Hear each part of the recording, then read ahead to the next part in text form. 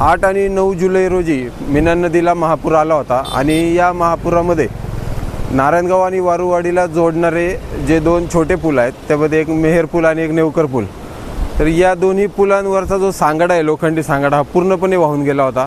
त्याचबरोबर यावरचं जे cement concrete आहे ते देखील वाहून गेलं होतं आणि हे दोन्ही पूल रहदारीसाठी अत्यंत धोकादायक बनले होते।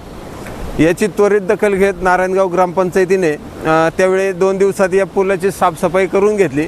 मात्र हे रहदारीसाठी धोकादायक असल्यामुळं सरपंच डॉक्टर शुभदा वावळ तसेच उपसरपंच बाबू पाटे आणि भाऊसाहेब यांनी त्वरित निर्णय घेऊन हा जो मुख्य नेवकर पूल आहे याची सिमेंट कॉन्क्रिटीकरण करण्याचा निर्णय घेतला। ग्रामपंचायतीचा फंड टाकला आणि त्यामध्ये 14 जुलै रोजी याचं भूमिपूजन करण्यात आलं आणि आज साधारणपणे 10 दिवसानंतर म्हणजे आज 24 जुलै आहे, तर आजपासून हा पूल दुचाकी वाहतुकीसाठी खुला करण्यात आलेला आहे। त्यामुळं जे विद्यार्थी जाणारे येणारे आहेत गुरुवारी राप सबनीस विद्या मंदिर, त्याचबरोबर पालक असतील, वारुवाडीचे नागरिक असतील, यांच्यासाठी जे मोठ्या पुलावरून जावं लागत होतं आणि सगळ्यात महत्त्वाची गोष्ट म्हणजे तिकडं ट्रॅफिक खूप जाम होत होतं हा पूल बंद असल्यामुळं।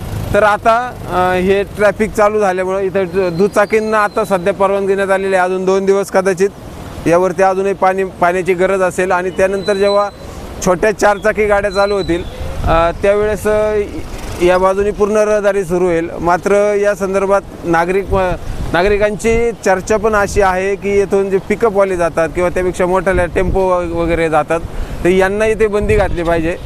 4 चाकी म्हणजे कार ठीक आहे, मात्र त्यापेक्षा मोठ्या गाड्या इथून जातात आणि इथं सुद्धा ट्रॅफिक जाम होतं, त्याच्याकडे एक ग्रामपंचायतीने लक्ष दिलं पाहिजे। त्याचबरोबर जरी कॉन्क्रिटीकरण झालेलं असलं तरी अद्याप याचे सांगाडे उभे करायचे आहेत, कारण इथून विद्यार्थी जात असतात आणि हे जे साईडचे जे बार आहेत हे अगदी आता 2-2.5 फुटांवरतीच शिल्लक आहेत, तर त्याची एक उंची वाढवली जावी अशा प्रकारची अपेक्षा या ठिकाणी नारायणगावकर आणि वारुवाडीकर व्यक्त करत आहेत।